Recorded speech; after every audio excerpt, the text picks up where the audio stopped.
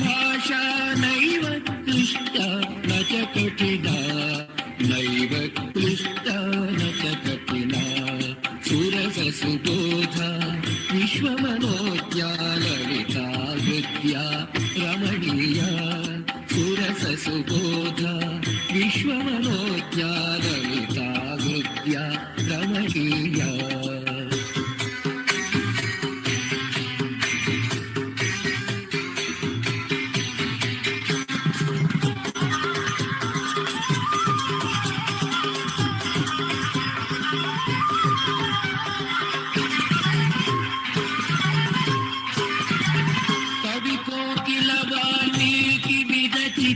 रामायण रमणीय कथा कवि कोकिल वाल्मीकि विरचिता रामायण रमणीय कथा अतीव सरला मधुर मंजुला अतीव सरला मधुर मंजुला नैव क्लिष्टा न च कठिना नैव क्लिष्टा न च कठिना सुरससुबोधा विश्वमनोज्ञा ललिता हृद्या रमणीया सुरससुबोधा विश्वमनोज्ञा ललिता हृद्या रमणीया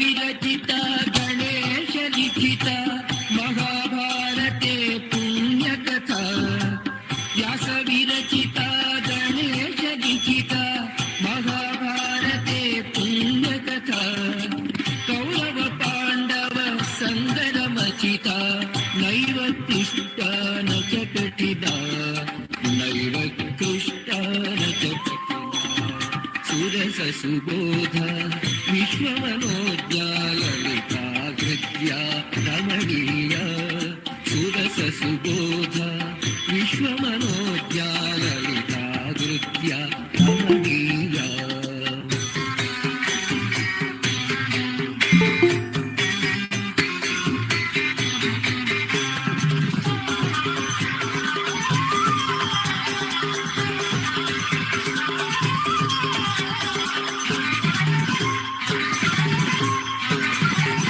कुरुक्षेत्र समरांगण गीता विश्ववंदिता भगवद्गीता कुरुक्षेत्र समरांगण गीता विश्ववंदिता भगवद्गीता अमृत मधुरा कर्म दीपिका अमृत मधुरा कर्म दीपिका नैव क्लिष्टा न च कठिना नैव क्लिष्टा न च सुरससुबोधा विश्वमनोज्ञा ललिता हृद्या रमणीया सुरससुबोधा विश्वमनोज्ञा ललिता हृद्या रमणीया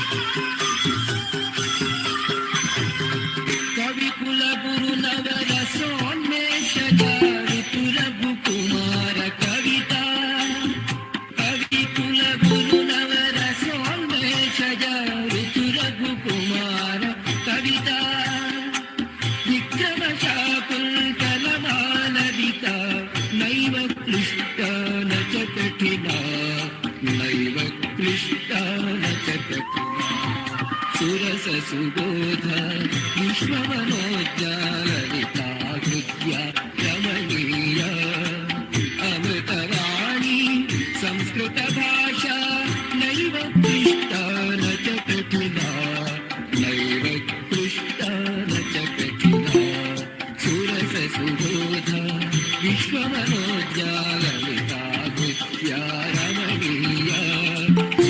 सुबोध विश्वमनोज्ञा ललिता हृद्या रमणीया ललिता हृद्या रमणीया रमणीया अमृतवाणी संस्कृत भाषा नैव क्लिष्टा न च कठिना नैव क्लिष्टा न च कठिना सुरस सुबोधा विश्वमनोज्ञा ललिता हृद्या रमणीया अमृतवाणी संस्कृत भाषा नैव क्लिष्टा न च प्रार्थयामो नमनुमध्यमाम् अस्मदाचार्यपर्यन्ताम् वन्दे गुरुपरम्पराम् अतुलितबलधामम् हेमशैलाभदेहम् दनुजवनकृशानुम् ज्ञानिनामग्रगण्यम् सकलगुणनिधानम्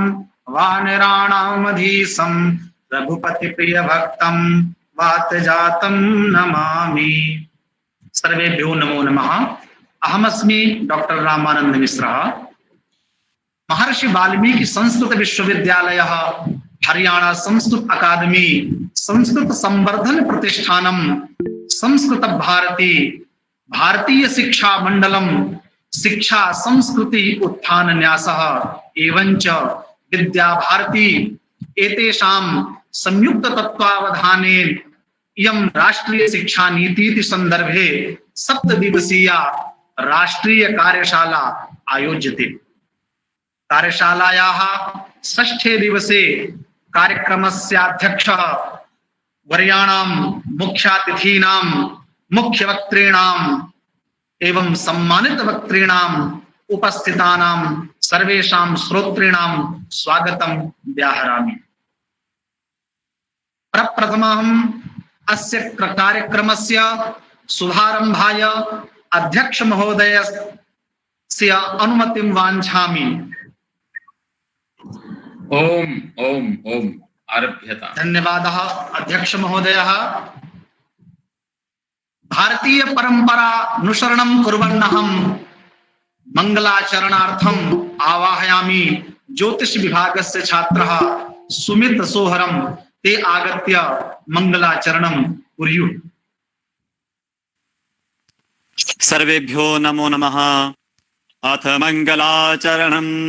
हरिः ॐ नमस्ते रुद्रमन्यव उतोत इखवे नमः बाहुभ्यामुत ते नमः जाते रुद्रशिवा तनूरघोरा पापकाशिनी तया नस्तन्वा सन्तमया गिरिसन्ताभिचाकसीः जामिखुं गिरिसन्तहस्ते बिभर्खस्तावे शिवां गिरित्रतां कुरु माहि गुंसीः पुरुखं जगत शिवेन वचसा त्वा गिरिसाच्छाद्वदामसि जथा नः सर्वमि जगदयक्ष्मागुं सुमना असत अध्यवोचदधिवक्ता प्रथमो देव्यो भिखक अहिश्च सर्वान् जम्भयन्त सर्वाश्च जातो धान्योद्धराचिः परासुव असौ जस्ताम्रो अरुण उत बभ्रुः सुमङ्गलः जे चैनगुं रुद्रा अभितो दिक्षु श्रिताः सहस्रसो वैखागुं हेड इमहे ॐ शान्तिः शान्तिः शान्तिः ॐ। धन्यवादः सुमित महोदयः। कार्यक्रमस्याग्रिम श्रृंखलायां समागतानां विदुषां परिचयार्थम् अहं विनिवेदयामि ज्योतिष विभागस्य आचार्य डॉक्टर नवीन शर्मा महोदयं ते आगत्य संस्कृत संपोषकाणां विदुषां परिचयं कारयतु।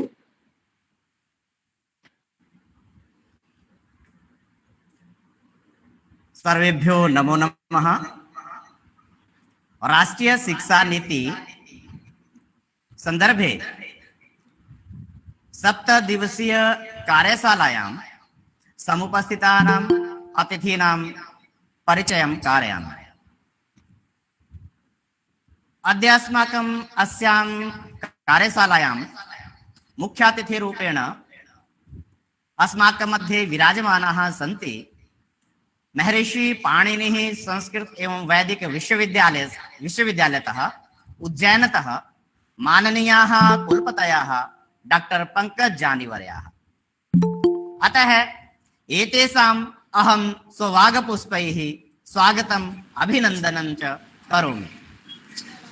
सम्मानित वक्तृरूपेण विराजन्ते जवाहरलाल नेहरू विश्वविद्यालयस्य संस्कृत एवं प्राच्य विद्या अध्ययन केन्द्रस्य संकायाध्यक्षाः प्रोफेसर संतोष शुक्लवर्याः। भवन्तः दर्शनादि विविध शास्त्रेषु कृतभूरि परिश्रमाः स्वछात्राणां च हितसाधकाः प्रयाश्च वर्तन्ते। अतः भवतामपि अहं स्वागतम् अभिनन्दनं च करोमि।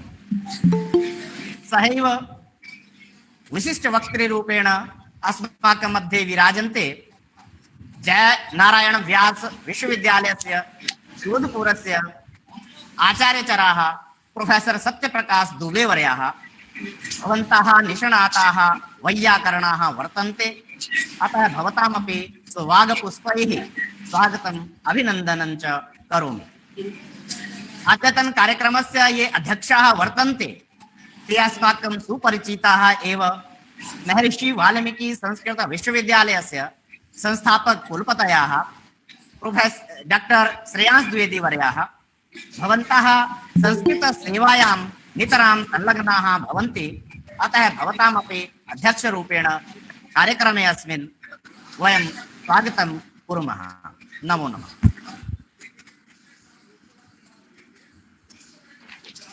धन्यवादः डॉक्टर नवीन शर्मा महोदयः। कार्यक्रमम् अग्रे सारणाय मुख्यातिथित्वेन अस्माकं मध्ये विराजमानाः डॉक्टर पंकज जानी महोदयाः। तान् अहं विनिवेदयामि यत्ते स्ववाक्पुष्पैः अस्मान् अनुगृह्णन्तु। समयः 15 निमेषाः। डॉक्टर पंकज जानी महोदयाः। कि मैं पहले स्पीकर्स को सुन लूं, उसके बाद में मैं बोलूंगा। अस्तु। अस्माकं मध्ये सम्मानित वक्तृरूपेण विराजमानाः प्रोफेसर संतोष शुक्लवर्याः।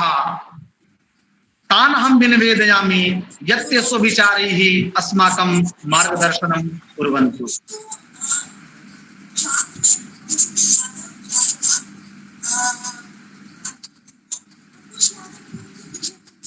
प्रोफेसर संतोष शुक्लवर्याः तान् अहं विनिवेदयामि। यां मेधां देवगणाः पितरश्च उपासते तया मामद्य मेधया अग्ने मेधाविनं कुरु। परमादरणीयाः महर्षि वाल्मीकि विश्वविद्यालयस्य श्रद्धेयाः कुलपतयः, आदरणीयाः द्विवेदी महोदयाः, व्याकरणशास्त्र मर्मज्ञाः, अस्माकं अत्यन्तम् आत्मीयाः पूर्वपरिचिताः, तेषां हार्दिकम् अभिनन्दनं स्वागतं व्याहरामि। अस्माकं मध्ये पाणिनि विश्वविद्यालयस्य माननीयाः कुलपतयः, सोमनाथ विश्वविद्यालयस्य विविध विश्वविद्यालयानां कुलपतयः, शिक्षा शास्त्रे ख्याति लब्धाः आदरणीयाः जानी महोदयाः, अस्माकं मिश्र महोदयाः, अत्र संकाय प्रमुखाः पूज्याः मिश्र महोदयाः, अन्ये अस्माकं अत्यन्तम् आदरणीयाः दुबे महोदयाः, जोधपुर विश्वविद्यालयस्य आचार्याः, पूर्व संकाय प्रमुखाः, विभागाध्यक्षाः, व्याकरण शास्त्र मर्मज्ञाः, भवतां समेषां पुरतः शिक्षा नीति संदर्भे अद्य मया किंचित् वक्तव्यम् अस्ति। यदि संस्कृतेनैव वक्तव्यं तर्हि संस्कृतेन, यदि हिंदी भाषायां यथा मया अनुमीयते संस्कृतेन सम्यक् भवति। यथा कुलपति महोदयानाम् आज्ञा। यथेष्टं महोदयाः। भवन्तः तु जवाहरलाल नेहरू विश्वविद्यालयस्य सुप्रसिद्धाः आचार्याः। सर्वत्र गतिः तर्हि अद्य वयं राष्ट्रिया या शिक्षा नीतिः निर्धारिता वर्तते तत्र बहवः विषयाः 27 विषयाः विवेचिताः सन्ति। मुख्यविषयाः तत्र विद्यालयीय शिक्षायाः कृते 10 विषयाः, उच्चतर शिक्षायाः कृते 10 विषयाः एवं 7 विषयाः अन्य शिक्षाणां कृते प्रतिपादिताः सन्ति। अद्य ये मुख्य केंद्रीयाः विषयाः सन्ति व्यावसायिक शिक्षा, प्रौढ़ शिक्षा, आजीवन शिक्षा, भारतीय भाषाणां कलानां संस्कृतीनां कथं संवर्धनं भवेत्, प्रौद्योगिकीनां कथम उपयोगः भवेत्, ऑनलाइन डिजिटल एजुकेशन कथम भवेत् इत्यादि विषयाः अद्य विचारार्थम् अस्माकं पुरतः सन्ति। तर्हि एते यथा व्यावसायिक शिक्षायां यद्यपि शिक्षा नीतिः निर्धारिता बहु पूर्वं राधाकृष्णन कमीशन 1948 मध्ये, उच्चतर शिक्षाणां कृते कोठारी कमीशन 93 मध्ये अपि किंचित संशोधनं जातं, परंतु भारतीय दृष्ट्या सर्वासां शिक्षाणाम् उपयोगः संयोगः भवतु तदर्थं पूर्वं तथा न चिन्तितम् आसीत् यथा अस्यां नीतौ चिन्तितम् अस्ति। एते सर्वे विषयाः विचारार्थं सर्वेषां विचारार्थं प्रस्तुताः। पश्चात् एतेषां कृते संसदा नियमाः निर्धारिताः निश्चिताः भविष्यन्ति। तत्र व्यावसायिक शिक्षायां यथा वयं जानीमः विधि शिक्षा आयाति, लॉ एजुकेशन, एग्रीकल्चर कृषि शिक्षा आयाति, स्वास्थ्य शिक्षा आयाति, तकनीकी शिक्षा आयाति एवं एते विषयाः व्यावसायिक शिक्षायाम् आयन्ति। होटल मैनेजमेंट इत्यादि बहवः विषयाः सन्ति, ते व्यावसायिक शिक्षायाम् आयन्ति। अस्यां शिक्षायाम् एतत् विचारितं यत् एतासु शिक्षासु नैतिक विषयाणाम् अन्तः विषयाः ये सन्ति इंटरडिसिप्लिनरी अप्रोच तत्र नास्ति। कोऽपि यदि ला विषये जानाति तर्हि अन्य विषयान् सः न जानाति, तथा न भवेत्। एवं तत्रापि अनुसंधानस्य, नवाचारस्य, तार्किक चिन्तनस्य अवसरः उपलभ्येत, तथा तत्र विमर्शः कार्यः।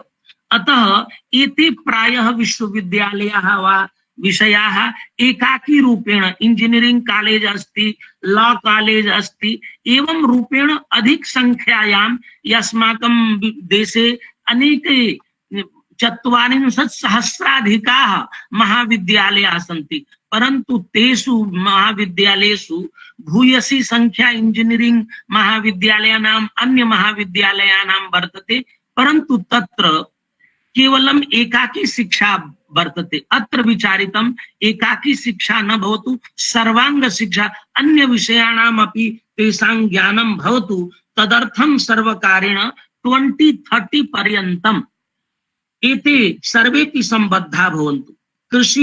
कृषि विषये महत्वपूर्णम् अत्र चिन्तनं कृतम् अस्ति। कृषि विज्ञानस्य विश्वविद्यालयाः सन्ति, संकायाः सन्ति, परन्तु तत्र उच्चतर शिक्षायां तस्य 1% एकमेव वर्तते। उच्च शिक्षायाम् अद्यत्वे भारते उच्च शिक्षायाः स्थितिः 40% एव वर्तते। सर्वे उच्च शिक्षायां न सन्ति, तत्रापि केवलम् 1% तत्र कृषि शिक्षायां वर्तते। यतोहि कृषि शिक्षया सह अनेके विषयाः अनुसंधानस्य, बीज तकनीकी एवं भूमि तकनीकी एवं बहवः विषयाः कृषि शिक्षायां वर्तन्ते। पशु यथा कौटिल्येन उक्तं चतस्रः विद्याः अध्येतव्याः, आन्वीक्षिकी त्रयी वार्ता दंडनीतिः, तो वार्तायां कृषि गौरक्ष वाणिज्यम् आयाति, तथैव अत्र पशु चिकित्सा, पशु शिक्षा एवं चिकित्सकाः पशूनां कथं ते प्रशिक्षिता भवेयुः पशूनां ये रोगाः सन्ति तेषां कथं महाविद्यालयाः विश्वविद्यालयाः निर्धारिता भवन्तु एवं स्थानीयं यद् ज्ञानं वर्तते कृषि विषयकं पशु चिकित्सा विषयकं कृषि उपकरणानां यद् स्थानीयं ज्ञानं वर्तते यत् समाजे एवमेव प्रचलितं वर्तते तद् ग्रन्थेषु निर्धारितं नास्ति तेषां तकनीकी ज्ञानेन सह संयोगः कथं स्यात् एतत् सर्वम् अस्यां शिक्षा पद्धतौ विचारितं वर्तते। उत्पादन शक्ति कथं वर्धिता स्यात् भूमेः जलवायु ज्ञानं कृषकाणां भवतु तथा ग्रामे ग्रामे स्थाने स्थाने एतादृशी व्यवस्था भवतु कानि सस्यानि जलवायु अनुकूलानि भवन्ति कथं तत्र उत्पादन वृद्धि भवतु एते विषयाः तत्र निर्धारिता। कृषि प्रौद्योगिकी पार्क एवं रूपेण उद्यानं कृषि एग्रीकल्चरल उत्पादानां कथं विक्रयस्य एवं प्रदर्शनस्य कथं व्यवस्था भवतु तथा स्थाने स्थाने कृषि प्रौद्योगिके उद्यानानां स्थापनायै एवं प्रौद्योगिकीनां लघु प्रौद्योगिकीनां यथा वयं कृषि क्षेत्रे वयं कार्यं कुर्मः IIT वर्तते तकनीकी संस्थान परंतु कृषि क्षेत्रे तथा उपकरणानाम् अनुसंधानं न जातं तथा चिन्तनं न जातं परंतु अस्यां शिक्षा पद्धतौ एवं विचारितं वर्तते यत् एते विषयाः तत्र विचारिताः स्युः। एवमेव न्यायिक शिक्षायां लॉ एजुकेशन सर्वेषां कृते न्यायिक प्रक्रिया सर्वेषां कृते यथा कालं सुनिश्चिता भवतु सामाजिक आर्थिक एवं राजनीतिक न्यायाः भवन्तु सर्वेषां जनानां कृते न्यायम् उपलब्धं स्यात् तथा चिन्तनम् अस्यां शिक्षा पद्धतौ कृतं वर्तते। लोकतांत्रिक नियमानां परिपालनं भवतु विधि आधारितं शासनं भवतु मानवाधिकाराणां रक्षा भवतु यतो हि एतेषां माध्यमेनैव संवैधानिक मूल्यानां एवं लोकतंत्रात्मक विचाराणां एवं न्यायाधारित शासन प्रणाल्या मानवाधिकाराणां संरक्षणेनैव राष्ट्रस्य पुनर्निर्माणं कर्तुं शक्यते। यावत् पर्यन्तं सर्वेषां कृते सामाजिकं न्यायं न प्राप्तं भवति आर्थिकं न्यायं न प्राप्तं भवति समानता समाजे न याति यतो हि समता ममता इति मानवीयता अस्माकम् अयम् आदर्शः तथा आदर्शः सफलीभूतो भवेत् तथा अस्यां राष्ट्रीय शिक्षा नीतौ एतत् सर्वं विचारितं वर्तते। एवं न्याय सिद्धान्तानां न्याय शास्त्राणां लॉजिक इति अस्माकं यत् भारतीय पद्धति वर्तते तेषां कथं विनियोगः भवतु ये अस्माकं प्राड् विभागाः सन्ति न्यायाधीशाः वकीलाः तेषां देशस्य समस्यानां सांस्कृतिक मूल्यानां कथम् अवबोधः स्यात् केवलं विदेशीषु न्याय शिक्षां गृहीत्वा अत्र आगत्य अत्रत्यां सभ्यतां संस्कृतिं जानन्त्येव नहि तथा विधा न्यायाधीशाः न भवेयुः तथा विधाः वकीलाः प्राड् विभागाः न भवेयुः तथा विधा अस्माकं शिक्षा भवतु। अस्यां शिक्षा पद्धतौ न्यायाधीशाः मुख्य रूपेण द्विभाषिणो भवेयुः यतो हि एका आंग्ल भाषा भवतु एव परन्तु अन्या या स्थानीया भाषा वर्तते यस्य प्रदेशस्य न्यायाधीशः तस्य प्रदेशस्य मातृभाषां जानीयात् तस्यां भाषायां निर्णयान् कर्तुं समर्थः स्यात्। एवं रूपेण न्यायिक शिक्षायां विशिष्टं परिवर्तनम् आनेतुम् अत्र अस्यां शिक्षानीतौ महत्वपूर्णाः विचाराः प्रस्तुताः सन्ति। तथैव स्वास्थ्य शिक्षायां स्वास्थ्य शिक्षा लभ्यते परन्तु महर्घा स्वास्थ्य शिक्षा एलोपैथी शिक्षा अति महर्घा वर्तते तथा सर्वेषां ये गन्तुम् इच्छन्ति प्राप्तुम् इच्छन्ति एवं स्वास्थ्य रक्षणं देशस्य स्वास्थ्य रक्षणं कथं भवेत् एतदर्थं सर्वासां चिकित्सा पद्धतीनां समन्वयः स्यात्। यः एलोपैथिक विभागे छात्रः पठति सः आयुर्वेदम् अपि जानीयात्, सः योगम् अपि जानीयात्, सः प्राकृतिक चिकित्साम् अपि जानीयात्, यूनानीं सिद्धां सर्वामपि चिकित्साम् एलोपैथी इत्यादि सर्वामपि चिकित्सा पद्धतिम् एवं समग्रतया होलिस्टिक ज्ञानं भवतु सर्वासां चिकित्सा पद्धतीनाम् एवं उपयोगोऽपि भवतु। यथा अद्यत्वे एलोपैथिक चिकित्सकः आयुर्वेदिक औषधीनां निर्धारणं न कर्तुं शक्नोति, यतोहि सः कथयति मम आयुर्वेदिक ज्ञानं नास्ति। यद्यपि ज्ञानम् अस्ति परन्तु उपाधि मध्ये तस्य अध्ययनस्य अवसरः न दृश्यते। एवं होलिस्टिक एजुकेशन पद्धतिः तत्र यदा आगमिष्यति तदा सर्वासां विषयाणां ज्ञानाय सर्वेषां विषयाणां ज्ञानाय चिकित्सकानां कृते अवसरो उपलब्धः भविष्यति। एवं प्रिवेंटिव हेल्थ इति यत् निवारकं वैद्यकं भवति तत्र यतोहि अस्माकं देशे अनारोग्यं बहु जायते, बहवः जनाः रोगिणो भवन्ति। किं कारणं तत्र रोगाणां? यतोहि तेषां जीवन पद्धति तथा विकृता जाता वर्तते।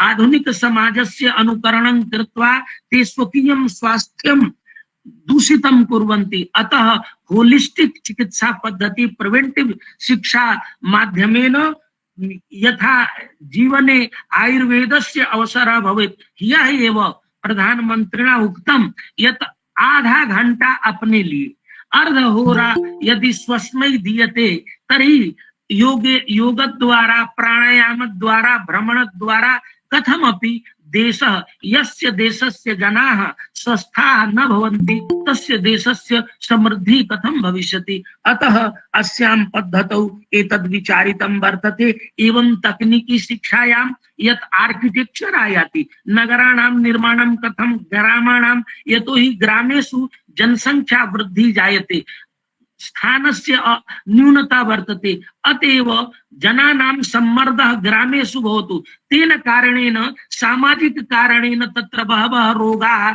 जायन्ते। अतः नगर निर्माणे अपि फार्मेसी, टाउन प्लानिंग इत्यादि सर्वेषु विषयेषु नवाचारः कथं प्रवर्तेत इत्यस्मिन् विषये महता प्रयत्नेन अस्यां शिक्षा पद्धतौ विचाराः कृताः सन्ति। स्वस्थं भारतं कथं भवेत्, पर्यावरणं, यतोहि पर्यावरणस्य स्वास्थ्यस्य उपरि महान् प्रभावो भवति। अतः पर्यावरणस्य कथं रक्षणं भवेत्, यतोहि पर्यावरण रक्षणेन अस्माकं दीर्घकालिकं स्वास्थ्यं संरक्षितं भवति। इति सर्वे विषयाः तत्र अस्यां शिक्षा पद्धतौ विचारिताः सन्ति।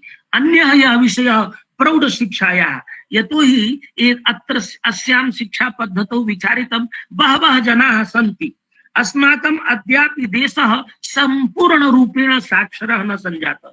यदि कश्चित् साक्षरः न भवति तर्हि अनेकाः समस्याः तस्य जीवने जायन्ते। पदे पदे समस्या, नेम प्लेट न पठितुं शक्नोति, बस यानं कुत्र गच्छति न ज्ञातुं शक्नोति, किमपि प्रपत्रं पूरणीयं भवति तद् न पूरयितुं शक्नोति। अतः साक्षरतां विना महती समस्या जनानां पुरतः भवति। अतः समस्तम् अपि भारतं कथं साक्षरं भवतु एतदर्थम् अनेके नवाचाराः निर्धारिताः सन्ति। तत्र कथितं राजनीतिक इच्छाशक्त्या, संगठनात्मक संरचनया एवं उचित योजनानां निर्धारणेन संपूर्णोऽपि भारतः संपूर्णमपि अस्माकं भारतं साक्षरयुतं भविष्यति। एवं रूपेण साक्षरता निर्धारणाय, यतोहि 1898 मध्ये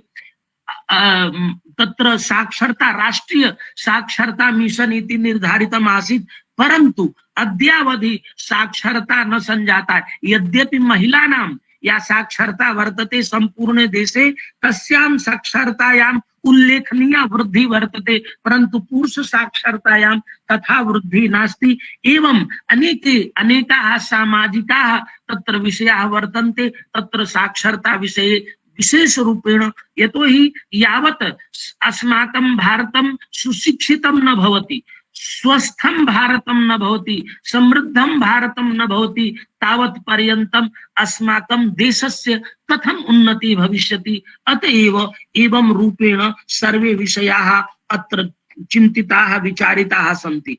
एवं तत्र एवं निश्चितं वर्तते यत् साक्षरता मिशन, साक्षरता कथं भविष्यति, एतस्य कृते पाठ्यक्रम निर्माणस्य व्यवस्था कृता वर्तते। यत् एनसीईआरटी मध्ये एव एकं संगठनं निर्धारयिष्यते, तेन संगठनेन साक्षरतायाः कृते नूतनः पाठ्यक्रमचर्या निर्धारिता भविष्यति। तत्र संख्या ज्ञानं कथं भवतु, व्यावसायिक कौशलं कथं भवतु, एवं रूपेण अनेके मानक विषयाः निर्धारिताः सन्ति। तेषां समेषां विषयाणां कृते एनसीईआरटी मध्ये एकं नूतनं संस्थानं निर्धारितं भविष्यति। तेन एतस्य सम्पूर्णस्य निर्धारणं करिष्यते। एवं समग्रोऽपि देशः कथं सुशिक्षितः भवेत् एतदर्थं नियमाः निर्धारिताः। सामग्रीणां निर्माणं भिन्न प्रकार शिक्षण पद्धतीनां, यतोहि प्रौढानां शिक्षणाय सा एव पद्धति न आश्रिता भविष्यति या पद्धति बालकानां कृते भवति। अतः प्रौढानां नूतना अधिगम पद्धति भवतु, नूतना सामग्री निर्धारिता भवतु, एतदर्थं तत्संस्थानं कार्यं विधास्यति। एवं कोऽपि प्रौढः साक्षरः भूत्वा यदि अग्रे पठति तर्हि सततम् आजीवनं पठितुम् अवसराः तस्मै प्रदेयाः। एतदर्थं तत्र प्रौढशिक्षायाः पाठ्यक्रमाः सार्वजनिक पुस्तकालयानां निर्माणस्य एवं रूपेण सामुदायिक समावेशनं भवतु। एतदर्थम् अस्यां पद्धतौ नवीनाः विषयाः निर्धारिताः सन्ति। सतत शिक्षायाः, प्रौढानां सतत शिक्षायाः कृते अनेके पंच प्रकारकाः नियमाः निर्धारिताः सन्ति अस्मिन् पाठ्यक्रमे। अर्थात् अस्य पाठ्यक्रमस्य उद्देश्यं वर्तते यत् शीघ्रमेव 2030 पर्यन्तमेव सम्पूर्णम् अस्माकं भारतं सुशिक्षितं भवतु, तथा अस्यां शिक्षा पद्धतौ चिन्तितं वर्तते। पुनश्च एकः नूतनः विषयः अपि अत्र भारतीय भाषाणां, भारतीय कलानां एवं संस्कृतेः संवर्धनाय नवीनः प्रकल्पः अत्र निर्धारितः वर्तते। यतोहि भारतस्य संस्कृतेः समृद्धः भाण्डागारः वर्तते अत्र। यतोहि सहस्राब्दिभ्यः अस्माकं संस्कृतेः सर्वाः संस्कृतयः विनष्टाः, परन्तु अस्माकं या संस्कृतिः वर्तते सा जीवन्तभूता संस्कृतिः वर्तते। अन्या तु मृता, परन्तु अस्यां संस्कृतौ अद्यापि तां संस्कृतिम् आश्रित्य अद्यापि जनाः जीवन्ति। अतः कलानां, परम्पराणां, भाषाणां, अभिव्यक्तीनां, कलाकृतीनां, ऐतिहासिक मूल्यानां, तथ्यानां, स्थानानां, सांस्कृतिक अस्माकं निधीनां रक्षणं कथं भवतु, परिरक्षणं कथं भवतु। सर्वे जनाः सम्पूर्णे भारते इतस्ततः गच्छन्तु, मिलन्तु, सत्कारादि माध्यमेन सम्पूर्णे भारते पुनः ऐक्यभावं जागर्तु। एवं एतादृशाः विचाराः, यतोहि अद्यत्वे प्रान्तवादः, भाषावादः, अनेके वादाः प्रचलिताः सन्ति, परन्तु अस्माकं संस्कृतिस्तु एका एव। सा संस्कृतिः कथं, सा संस्कृतिः प्रथमा विश्ववारा, सा पुनरुज्जीविता, पुनः प्रतिष्ठिता भवतु। एतदर्थम् अनेके विषयाः अत्र निर्धारिताः सन्ति यत् कलानां रक्षणाय, संस्कृतेः रक्षणाय कथम् उपयोगः अस्माभिः करणीयः साहित्यस्य नाटकानां संगीतानां कथम उपयोगः संस्कृतेः रक्षणाय अस्माभिः करणीयः यतोहि अस्माकं भाषा एव संस्कृतेः अभिव्यक्तेः प्रमुख साधन भूता भाषा भवति यतोहि अस्माकं संस्कृतिः ज्ञानाधारिता संस्कृतिः ज्ञानं ग्रंथेषु निबद्धम् एवं ग्रंथस्य काचित् भाषा अतः अस्माकं यतोहि भाषायाः प्रयोगः अभिव्यक्तेः कृते एव क्रियते शब्दः परार्थत्वात् शब्दस्य उपयोगं वयं अभिव्यक्तेः कृते एव कुर्मः अतः भारतीय भाषाणां शताधिकाः भाषाः विनष्टाः अद्यत्वे तासां भाषाणां कथं संरक्षणं स्यात् लुप्तप्रायाः बहव्यः भाषाः सन्ति तासां भाषाणां संस्कृतीनां कथं तेषां साहित्यानां संरक्षणं भवतु 22 या भाषाः सन्ति 8 अनुसूच्यां संविधानस्य तासां भाषाणां कथं विकासः भवतु नूतन ग्रंथानां निर्माणं कथं भवतु शब्दकोशानां निर्माणं कथं भवतु एतस्य कृते एकं संस्थानं निर्मितं भविष्यति एकः नूतनः विश्वविद्यालयः ट्रांसलेशन कृते अनुवाद कृते इंटरप्रिटेशन कृते निर्धारितः भविष्यति तत्र यतोहि शब्दकोश निर्माणं यावत् न भवति तावत् पर्यन्तं स्थानीय भाषासु टेक्निकल साहित्य निर्माणं न कर्तुं शक्यते यथा चिकित्सा विज्ञानस्य यदि विषयः अस्माभिः यतोहि चिकित्सा विज्ञानस्य विषयः आङ्ग्लभाषायां वर्तते यदि वयं स्थानीय भाषायां तस्य अनुवादं कर्तुम् इच्छामः तर्हि पारिभाषिक शब्दानां अनुवादाय काचित् व्यवस्था करणीया भविष्यति पूर्वम् आसीत् संविधाने अस्माकं पूर्वैः आचार्यैः निर्धारितं वैज्ञानिक शब्दावली आयोगः एकः निर्धारितः परन्तु तत् कार्यम् अद्यावधि तथा न जातम् अतः अस्यां शिक्षानीतौ पुनः विचारितं यत् कथम् एताः भाषाः साहित्य संपन्नाः भवेयुः येन प्राथमिक शिक्षातः उच्च शिक्षा पर्यन्तं तेषां समृद्धिः स्यात् तद माध्यमेन शिक्षणं स्यात् न केवलं मुख्य शिक्षा धारायां तेषां प्रवेशः अपितु प्रत्येकं भाषायाः कथं समृद्धि तस्य साहित्यस्य वृद्धि तस्यां भाषायां विविधानि नूतनानि साहित्यानि विरचितानि स्युः एवं नूतनाः विश्वे ये अनुसन्धानानि भवन्ति तेषां समन्वयः एतासु भाषासु कथं भवेत् एते सर्वे विषयाः अत्र विचारिताः सन्ति एवं रूपेण तत्र 1,000 पर्यटन स्थानानां कथं निर्धारणं भवतु स्थानीय छात्राणां कथं प्रशिक्षणं भवतु येन रोजगार अवसराः उपलभ्येरन् एवं अनेके विषयाः अस्यां शिक्षा पद्धतौ विचारिताः वर्तन्ते नूतनानां सर्वेषु प्रान्तेषु भाषा अकादमीनां निर्माणं भवतु यथा स्थानीयाः याः भाषाः सन्ति तासां भाषाणां विकासाय संग्रहालयानां कलावीथीनां एवं रूपेण तत्र महता प्रयत्नेन एताः सर्वाः योजनाः निर्धारिताः वर्तन्ते संस्कृतस्य कृते अन्यत्रापि उक्तं परन्तु अत्र विशेष रूपेण उक्तं यत् संस्कृतं न केवलं संस्कृत पाठशालासु संस्कृत विश्वविद्यालयेषु तिष्ठेत् अपितु मुख्य शिक्षा धारायां संस्कृतम् आगच्छेत् यतोहि संस्कृतस्य साहित्यं सांस्कृतिक महत्वाधारितं वर्तते वैज्ञानिक प्रकृतेः वर्तते अतः एतस्य अध्ययनं मुख्य शिक्षाया भवतु एतदर्थम् अनेके नियमाः निर्धारिताः सन्ति पाण्डुलिपीनां संरक्षणाय भारतीय भाषासु या पाण्डुलिपयः सन्ति तेषां संरक्षणाय महती तत्र योजना प्रदत्ता वर्तते एवं विचारितं 2040 पर्यन्तं 2040 पर्यन्तं ये एक विषय का विश्वविद्यालयाः सन्ति, एक भाषा विषय का विश्वविद्यालयाः सन्ति, ते बहु विषयकाः भवेयुः।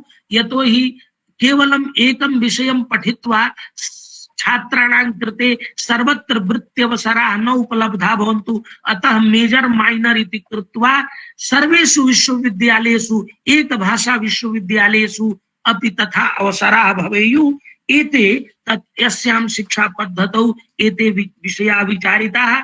ये अस्माकं संविधाने शास्त्रीयाः भाषाः जनजाति भाषाः वर्तन्ते, लुप्तप्रायाः भाषाः सन्ति, तेषां रक्षणं कथं भवतु, उत्कृष्ट शिक्षकाणां निर्माणं, भाषा लैंग्वेज टीचर तेषां निर्माणं कथं भवतु। अतः भाषा विषयका ये विश्वविद्यालयाः सन्ति तत्र उत्कृष्ट भाषा शिक्षकाणां निर्माणाय अवसरः प्रदास्यते। एवं रूपेण अनेक पुरस्काराणां सम्मानानां योजनापि अस्यां शिक्षानीतौ निर्धारिता वर्तते, येन माध्यमेन तत्र ये विद्वांसः सन्ति, ये अनुसन्धातारः सन्ति, ये छात्राः सन्ति, तेषां प्रोत्साहनं भवतु, तेषां जीवने अभिवृद्धि भवतु। एतदर्थं तत्र अनेकाः परियोजनाः योजनाः निर्धारिताः वर्तन्ते। एवं डिजिटल प्लेटफॉर्म द्वारा प्रौद्योगिकी नाम उपयोगः कथं शिक्षायां, यतोहि अद्यत्वे वयं पश्यामः कोरोना काले सर्वत्र डिजिटल माध्यमेनैव शिक्षणं प्रशिक्षणं भवति। अतः एतस्य कृते कथं एकीकरणं भवतु, प्रौद्योगिकीनां एकीकरणं भवतु, artificial intelligence, machine learning, blockchain, smart board एवं रूपेण प्रौद्योगिकी माध्यमेन एकत्र एकस्मिन् स्थाने कक्षा भवति, परन्तु संपूर्ण देशे ते द्रष्टुं शक्नुयुः, पठितुं शक्नुयुः। एतादृशं किंचित निर्माणं भवतु। एतदर्थं राष्ट्रीय शैक्षिक प्रौद्योगिक मंच एवं NEFT द्वारा एका नूतना संस्था निर्मिता भविष्यति। एजुकेशन मध्ये कथं सूचना प्रौद्योगिक्याः उपयोगः भवतु, एतदर्थं 5 विषयाः तत्र निर्धारिताः वर्तन्ते। यद्यपि राष्ट्रीय या शिक्षा नीति पूर्वतनी शिक्षा नीति आसीत् 1986-1982 मध्ये, तत्रापि एते विषयाः आगताः आसन्, परन्तु अद्यत्वे artificial intelligence, 3D virtual reality इत्यादि प्रौद्योगिकीनां महान् उपयोगः सर्वत्र विश्वे भवति। अतः अस्माकं विद्यार्थिनः, अस्माकं आचार्याः, अस्माकं शोधार्थिनः एतान् विषयान् जानीयुः। अतः अस्यां शिक्षा पद्धतौ एते सर्वेपि विषयाः अत्र आनीताः वर्तन्ते। एवं आर्टिफिशियल इंटेलिजेंस इत्यस्य यथा कोरोना काले कोऽपि कोरोना रोगिणः पार्श्वे कोऽपि गन्तुं न इच्छति, अतः रोबोट माध्यमेन औषधि प्रदानं, भोजन प्रदानं भवति। एवं रूपेण आर्टिफिशियल इंटेलिजेंस माध्यमेन स्वास्थ्य क्षेत्रे, कृषि क्षेत्रे, जलवायु क्षेत्रे कथम उपयोगः भवेत्, एतदर्थं विश्वविद्यालयेषु महाविद्यालयेषु छात्राः एतेषु विषयेषु प्रशिक्षिता भवन्तु। अतः अस्मिन् शिक्षण पद्धतौ नूतना क्रांतिः इयं शिक्षा पद्धतिः आनश्यति इति अस्माकं दृढो विश्वासः वर्तते। ऑनलाइन डिजिटल प्लेटफॉर्म द्वारा सर्वत्र शिक्षायाः प्रचारः प्रसारः, क्वालिटी एजुकेशन सर्वेषां पार्श्वे गच्छतु। यतोहि उत्कृष्टाः विश्वविद्यालयाः केवलं न्यूनान् एव छात्रान् गृह्णन्ति, परन्तु ऑनलाइन पाठ्यक्रम माध्यमेन लक्षशः सहस्रशः छात्राः तादृशीम् एव उत्कृष्टां शिक्षां ग्रहीतुं शक्नुवन्ति। इयम् अस्याः पद्धतेः उत्कृष्टता वर्तते। अतः अस्माकं सुदृढो विश्वासः यत् भारत सर्वकारेण या इयं शिक्षा नीति शिक्षा पद्धति आनीता भविष्यति, आनीता अस्ति, तया अस्माकं देशस्य सर्वविधः विकासः भविष्यति। पुनरपि अस्माकं देशः विश्वगुरु इत्यस्य तात्पर्यं वर्तते ज्ञाने अस्माकं, तथा यथा प्राचीन काले अस्माकं उत्कृष्टता आसीत् तथैव विद्यायाः सर्वेषु क्षेत्रेषु अस्माकम् उत्कृष्टता भविष्यति एवं विश्वस्य जनाः छात्राः आचार्याः अत्र आगन्तुम् अवसरं प्रतीक्षिष्यन्ति एवं रूपेण इत्येव उक्त्वा अहं सर्वान् प्रति कार्तज्यम् आविष्कृत्य स्वकीयान् विचारान् अत्रैव समापयामि। महान् कालः मया गृहीतः, परन्तु इत्येव उक्त्वा अहं विरमामि। धन्यवादाः। जयतु संस्कृतं, जयतु भारतम्। नमो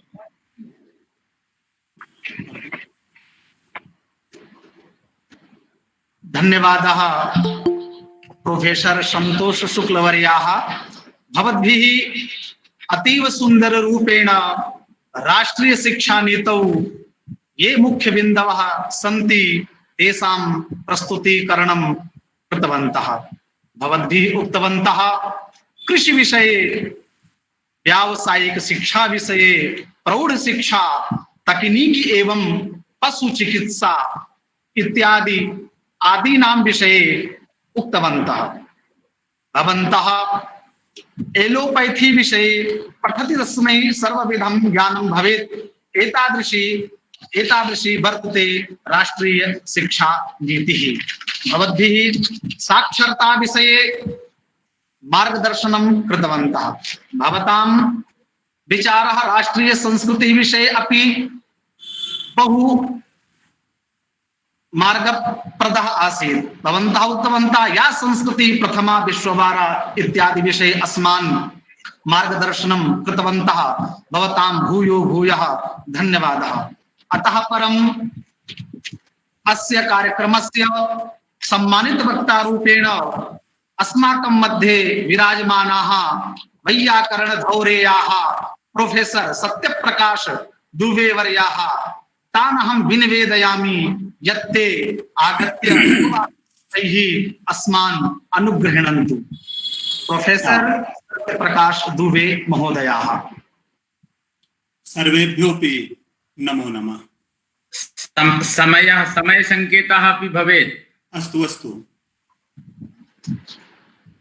15 निमेषाः समयः भवतां कृते निश्चितः। कति?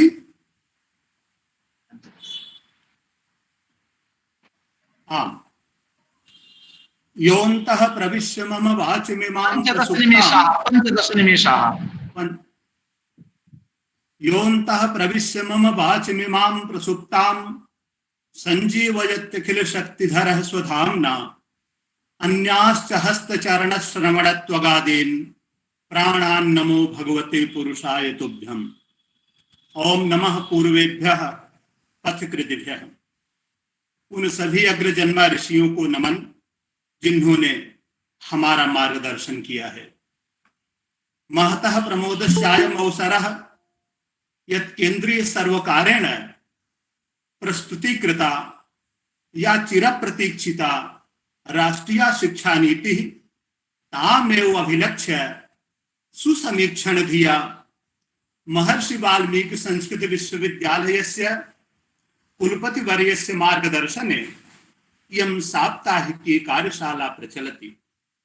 अत्र विषय परिशीलन धिया विदुषां समवायः अस्ति संबद्धः सन्नद्धस्य। प्रकृत सत्रे अध्यक्षवर्यं, मुख्यातिथिवर्यं, प्रमुख वक्तृवर्यं एतत् महानुभाव पुरस्सरं सर्वान् अपि विदुषः नमस्करोमि। संयोजकं च शुभाशिषा संवर्धयामि। मान्याः शास्त्राणि प्रमाणयन्ति चतुर्धा विद्योपयुक्ता भवति। आगम कालेन, स्वाध्याय कालेन, प्रवचन कालेन, व्यवहार कालेन च। तथैव तत्र ते इत्थमपि आदिशन्ति यत् शैशवेभ्यस्त विद्यानां यावत् जीवमधीते स्वाध्यायान् न प्रमथितव्यम्। वस्तुतः शैशवकालः सर्वद्वन्द्व विनिर्मुक्तः भवति। फलतः तस्य प्राथमिकी पाठशाला इतरौ कुटुम्बिनश्च एतेषाम् आचार व्यवहाराभ्यां प्रवृत्ति निवृत्तिभ्यां निर्मीयते नूनं बालस्वरूपं इति मातृभाषा माध्यमेनैव संस्कार बीज वपनम् आवश्यकम्। यतः शैशवे कृतोऽभ्यासः पाश इव आत्मानं न मुञ्चति, यन्न वे भाजने लग्नः संस्कारो नान्यथा भवेत्। एष एव संस्कारः अस्माकं संस्कृतेराधारः। संस्कृतेरप्यस्याः मूलमस्ति संस्कृतम्, अतएव इदम् अस्ति प्रथितं यत् संस्कृतं संस्कृतेर्मूलम्। फलतः आयान्तु सर्वतः सर्वे दिग्विदिग्भ्यः निरन्तरं संस्कृतमेव आश्रित्य भवतात् विश्वमङ्गलम्। श्रीमन्तः संस्कृतस्य यदस्ति वैशिष्ट्यं तत्परिशील्य पाश्चात्यविदुषा श्रीमता सर विलियम जोन्स महोदयेन इदं स्वकीयं हार्दं प्रकटीकृतं। सैषा संस्कृत भाषा ग्रीक भाषा तोपि परिपक्वतरा संपन्नतरा च लैटिन भाषातश्चापि परिपूर्णतरा। द्वाभ्यामपि चैताभ्यां भाषाभ्यां सुसंस्कृततमा उक्त भाषाद्वयेन ज्ञातेय संबंधः निर्दिष्टः अस्ति अस्याः इतिह वैशिष्ट्यम्। फलतः संस्कृत भाषायाः अस्ति समधिकं दायित्वं सर्वाः अपि भारतीय भाषाः प्रति। श्रीमन्तः वयं विजानीमः यत् संस्कृत भाषा पारिभाषिक शब्द कामधेनु। प्रायशः सर्वाः अपि भारतीय भाषाः संस्कृत सूत्रे मणिगणायु ग्रथिताः प्रोताश्च। मयि ते तेषु चाप्यहम् इति श्रीमद्भगवद्गीतोक्त्या सर्वाः अपि भारतीय भाषाः संस्कृते एव विश्रान्तिम् अनुभवन्ति। अस्माकं देशस्य पूर्वभागतः यथा असमिया, उड़िया, बंगला तथा च एतासां भाषाणाम् उपभाषा एवमेव पश्चिमे क्षेत्रे गुजराती उपभाषा, काठियावाड़ी, पट्टन एवमेव उत्तर भागे दक्षिण भागे च याः भाषाः सन्ति याश्च उपभाषाः सन्ति एताः सर्वाः अस्माकं राष्ट्रस्वरूपं संवर्धयन्ति। प्राकृत अपभ्रंश भाषयोरपि एषा एव उद्गमस्थली। दैशिक भाषा शब्दाः अपि वस्तुतः संस्कृत मूलका एव। सर्वासु भाषासु संस्कृत शोणित एव प्रवहति। सर्वासां भाषाणां प्रेरिका संस्कृत भाषैव। अतः प्रतिपादयितुं शक्यते यत् यथा यूरोपीय भाषाणां पारिभाषिक शब्दकोश संरचनायां ग्रीक लैटिन भाषयोः स्वीयं विशिष्टं योगदानम् अस्ति, ततोप्यधिकं योगदानं कर्तुं पार्यते भारतीय भाषाणां पारिभाषिक शब्द संरचनायां संस्कृत भाषा। किमत्र कारणं? मान्याः अत्र कारणं संस्कृत भाषायाः व्युत्पादन क्षमता 2,000 संख्याकाः धातवः एकैकेन धातुना च 6,000 शब्दानां व्युत्पादन सामर्थ्यम्। धातु, उपसर्ग, निपात, कृत्तद्धितादि प्रत्ययानां साहाय्येन पारिभाषिक शब्दानाम् अनुवादः व्युत्पत्तयश्च। अतएव शासनस्य सर्वकारस्य इदं कर्तव्यं यत् हिंदी भाषायाः अन्याः कस्याश्चिदपि भाषायाः वा विकासाय स्नातक कक्षा पर्यन्तं संस्कृतम् अनिवार्यं भवेत्। उताहो यदि एतन्न भवति तर्हि भाषाणां पाठ्यक्रमे संस्कृत विषयकं प्रश्नपत्रमेकं निर्धारणीयम्। अस्माकम् आचार्याः आसन् दयानंद भार्गव महोदयाः। ते कथयन्ति स्म यत् पंजाब विश्वविद्यालये तु पूर्वमासीत् इयमेव व्यवस्था यद् हिंदी शिक्षक पदावाप्तये स्नातक कक्षा पर्यन्तं संस्कृतम् अनिवार्यम् आसीत्। एवञ्च स्नातकोत्तर पाठ्यक्रमे संस्कृतम् आधुनिक भारतीय भाषाश्च इत्येवम् एकं पत्रं निर्धारणीयम्। मान्याः इत्थं वयम् अनुभवामः यत् प्रायशः आधुनिक भाषा बोधनाय संस्कृतावबोधः परमावश्यकः। उभयनिष्ठम्। वक्ता स्वतर्क प्रस्तुतीकरणे असफलः भवति, श्रोता च तर्कावबोधे असमर्थः भवति। उभयोरपि अवस्थयोः दण्डग्रहणम् आवश्यकम्। एतन्न भवेत् इति धिया अत्र धर्मदर्शने उभयप्यावश्यके। न्यायदर्शनम् अत्र तर्कबुद्ध्या हिंस्रभावान् निवारयति। धर्मस्य विरोधजनैः शत्रुभिरपि प्रेमभावं कर्तुं शिक्षयति। फलतः न्यायदर्शन धर्मदर्शनयोश्च सम्यक् परिशीलन भावः सामाजिक राजनैतिक जीवनतः हिंसाम् उन्मूलयितुं सक्षमः समर्थः। इत्येवं विधः विचारः हृदि आयाति। यदि सर्वकारेण विचारः क्रियते तदा नूनं संस्कृत भाषा भारतीय भाषाः प्रति स्वकीयं दायित्वं निर्वोढुं क्षमा भविष्यति। मान्याः सन्ति यत्र व्यावसायिकाः अपि विषयाः समादरणीयैः शुक्ल महोदयैः बहुशः अत्र स्वकीयं विचारं प्रकटीकृतम्। सम्प्रति अहमपि संक्षेप रूपेण संस्कृत संवर्धिनी व्यावसायिक शिक्षा विषये राष्ट्रभाषया प्रवक्तुम् इच्छामि। माननीय, यह कहने की आवश्यकता नहीं है कि आज शिक्षा स्पष्ट रूप से दो भागों में बटी हुई है। एक वह जो अर्थकारी विद्या, जो तकनीकी सदृश शिक्षाएं हैं, और एक वह जो मानविकी शिक्षा, जिसके अंतर्गत साहित्य, दर्शन, कला जैसे विषय आते हैं। हम देख रहे हैं कि प्रतिभाएं अर्थकारी विद्याओं की तरफ खींची चली जा रही। स्वाभाविक भी है। हमारे जीवन के जो 6 सुख बताए गए हैं उसमें एक सुख बताया गया है अर्थकरीच विद्या। मानविकी के विषय प्रतिभाओं को बहुत कम अपनी तरफ आकृष्ट कर पाने में समर्थ हो पा रहे हैं। वस्तुतः विज्ञान, तकनीकी, ये जितने भी विषय हैं, इन सभी विषयों के समन्वय की आवश्यकता है। बंधुओं, कठिन तो है, लेकिन कुछ अच्छे कार्य के लिए कुछ कठिन मार्ग पर चलना भी पड़ता है।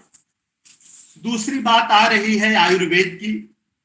आयुर्वेद से हम संस्कृतज्ञ किस तरह से योगदान कर सकते हैं, उदान कर सकते हैं। हम जानते हैं कि विश्व में आयुर्वेद चिकित्सा पद्धति सबसे प्राचीन है। अन्य चिकित्सा पद्धतियां रोग से रक्षा के लिए हुआ करती हैं। हमारी यह जो आयुर्वेद पद्धति है, ऐहिक आमुष्मिक श्रेय कार्य के लिए है। अथर्ववेद से लेकर के उसके उपांग जो आयुर्वेद, उसके चरक, सुश्रुत, वाग्भट, माधव निधान, चक्रपाणी, इन सब के द्वारा जितने भी ग्रंथ रचे गए हैं, वो सारे ग्रंथ जो हैं संस्कृत में ही निबद्ध हैं। पूर्व काल में आयुर्वेद में प्रवेश संस्कृत के विद्यार्थियों को ही मिलता था। आज यह व्यवस्था खत्म कर दी गई है। आज यहाँ पर जो विज्ञान वर्ग के विद्यार्थी आते हैं उनका प्रवेश किया जाता है। इतना ही नहीं, वहां जो प्रयोगशालाएं भी हैं, वो प्रयोगशालाएं भी जितने भी आधुनिक विज्ञान है उनके अनुसार सारी प्रयोगशालाएं भी वहां पर व्यवस्थित हो गई हैं। इसलिए मित्रों, हम चाहते हैं सरकार का ध्यान इस तरफ जाए, सरकार इस बात को ध्यान में रखे। हमारे जो उपाध्याय, वरिष्ठ उपाध्याय के विज्ञान वर्ग के विद्यार्थी हैं, उन विद्यार्थियों का भी इसमें प्रवेश दिया जाए, जिससे हमारी यह जो तत्त ऋषियों के द्वारा लिखित ये जो ग्रंथ हैं, इन ग्रंथों का अध्यापन हो, इन ग्रंथों का अच्छी तरह से पठन पाठन हो, इन ग्रंथों का भी संरक्षण हो सके और हमारे संस्कृतज्ञों का भी हर तरह से उनकी आजीविका व्यवस्थित हो सके। मित्रों, योग प्रशिक्षक के रूप में आज चिकित्सा विज्ञान और शल्य विज्ञान इतनी तेजी से प्रगति कर रहा है, लग रहा है कि जितने भी रोग हैं सारे रोगों के औषधि को वो ढूंढ लेगा। किंतु तकनीकी ने जो प्रगति की है, उस तकनीकी ने हमारे जीवन में अपनी प्रगति से जो त्वरा उत्पन्न कर दी है, इससे हमारे मनोमस्तिष्क पर बड़ा दबाव पड़ रहा है। मित्रों, यह दबाव किस तरह से कम किया जाए, इसके लिए योग का सर्वत्र सभी जितनी भी संस्थाएं हैं, चाहे वो फैक्ट्रीज हैं, चाहे कारखाने हैं, कहीं भी हैं, योग का विषय वहां पर निर्धारित किया जाना चाहिए। आसन उसका एक छोटा सा अंग है। ये योग तो सार्वकालिक पद्धति है, सार्वभौम पद्धति है और पूर्ण रूप से साधना पद्धति है। अतः जितना व्यय, उसको हम अपव्यय भी किसी रूप में कह सकते हैं, जो एलोपैथिक चिकित्सा के लिए किया जा रहा है, यदि उसमें से थोड़ा सा भी अंश ऐसे आयुर्वेद, प्राकृतिक चिकित्सा और योग का समन्वय जहां पर हो, वहां यदि प्रदान किया जाएगा तो निश्चित रूप से हम किसी न किसी रूप से संपूर्ण विश्व को एक नई दिशा प्रदान कर सकते हैं। मित्रों, सारे रूप में संस्कृत को सामान्यतः धर्म की भाषा कहा जाता है, किंतु मित्रों ये पूरी सच्चाई नहीं है। संस्कृत में कौटिल्य का अर्थशास्त्र रचा गया है, संस्कृत में वात्स्यायन का कामशास्त्र रचा गया है। वस्तुतः पूरी सच्चाई तो यह है कि संस्कृत एक समग्र जीवन दृष्टि प्रदान करने वाला है। इसलिए अंततः हमारा यही कथन है, हम संस्कृत के अध्यापक, हम छात्र इस महत्व को प्रकाश में लाएं। सरकार इस महत्व को मान्यता प्रदान करते हुए समुचित नीतिगत निर्णय ले तो हम हमारे संस्कृत विद्यार्थियों के लिए आजीविका के अवसर उपलब्ध होंगे। केंद्रीय सरकार द्वारा जो आयोग इत्यादि गठित किए जाएं, उन आयोग में भी इस बात पर विशेष रूप से बल दिया जाए कि संस्कृत के विद्यार्थियों की सर्वत्र आवश्यकता होती है। अब आप देखें, सामान्य से लेकर के ऊंचे पद तक जो भी व्यक्ति अधिकारी के रूप में अथवा क्लर्क के रूप में बनता है, वहां पर धर्म रूप में जो अर्थ आता है उसको तो ग्रहण करता ही है। उसके मन में कहीं न कहीं ये विचार आता है कि कुछ दूसरे रूप में भी धन प्राप्त हो, उस धन को हम स्वीकार करें, ग्रहण करें। जबकि हमारी मनुस्मृति कह रही है, सर्वे सामेव शौचानाम अर्थ शौचो विशिष्यते।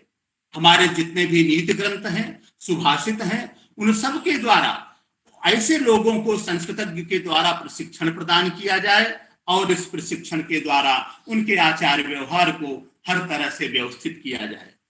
श्रीमन्तः निष्कर्ष रूपेण पौनः पुण्येन इदमेव अस्ति निवेदनम् यत् वयं संस्कृतज्ञाः अध्यापकाः छात्राश्च महत्त्वमेनं स्वीकुर्युः सर्वकारस्यापि महत्वाधायकम् एनं तत्त्वं स्वीकरणपूर्वकम् उदारचेतसा विचार्येत् तर्हि संस्कृत छात्राः अवश्यमेव कार्यं लाभान्विताः भविष्यन्ति। अभिनव शिक्षा नीतेश्चापि इदं राष्ट्रियं कार्यं महत्त्वं नूनमेव वृद्धिं प्राप्स्यति। भवद्भिः अत्र आवाहनं कृतं, मयापि आहुतिः प्रदत्ता। फलतः अस्याः कार्यशालायाः येऽस्माकं मार्गदर्शकाः कुलपतिवर्याः, सम्मान्याः अन्येऽपि कुलपतयः, सर्वेऽपि विषय परिशीलकाः, सुधियः संयोजकाश्च तान् सर्वान् हृदयेन धन्यवादान् वितरामि। पौनः पुण्येन नमस्करोमि। इदं राष्ट्राय स्वाहा, इदं न मम। ओम शांति शांति शांति। धन्यवादाः प्रोफेसर सत्यप्रकाश दुबे महोदयाः। भवन्तः भारतीय संस्कृत विषयम् अवलम्ब्य निष्कर्षरूपेण वैयाकरण सूत्रेण स्वयोमघो नाम तद्धिते इति स्वरूपेण भारतीय संस्कृतेः निष्कर्षम् अस्मान् उद्बोधितः।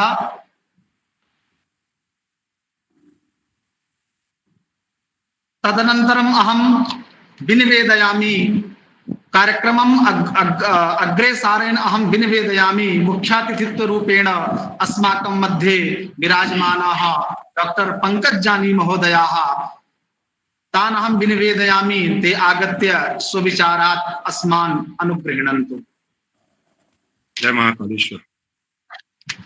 महर्षि वाल्मीकि संस्कृत विश्वविद्यालय, संस्कृत संवर्धन प्रतिष्ठान संस्कृत भारती, भारतीय शिक्षण मंडल, शिक्षा संस्कृति उत्थान न्यास एवं विद्या भारती के संयुक्त तत्वाधान में आयोजित 7 दिवसीय राष्ट्रीय शिक्षा नीति 2020 समग्र चिंतन के संदर्भ में आयोजित राष्ट्रीय कार्यशाला में उपस्थित विश्वविद्यालय के सम्माननीय कुलपति जी आदरणीय प्रोफेसर श्रेयांश द्विवेदी जी, जवाहरलाल नेहरू विश्वविद्यालय दिल्ली के सम्माननीय संकाय अध्यक्ष जी आदरणीय प्रोफेसर संतोष शुक्ल जी, जयनारायण व्यास विश्वविद्यालय जोधपुर के सम्माननीय प्रोफेसर आदरणीय सत्यप्रकाश दुबे जी, विषय विशेषज्ञ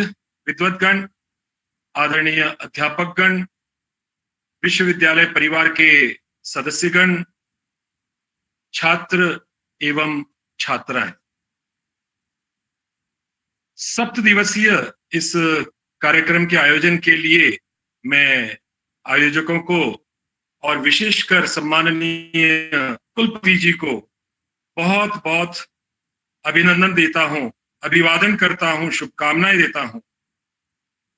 साथ ही सुंदर आयोजन हुआ और जितने भी अध्यापक, छात्रगण, अन्य महानुभाव, अन्य संस्थाएं आपके साथ में जुड़ी है, उन सबका भी मैं अभिवादन करता हूं।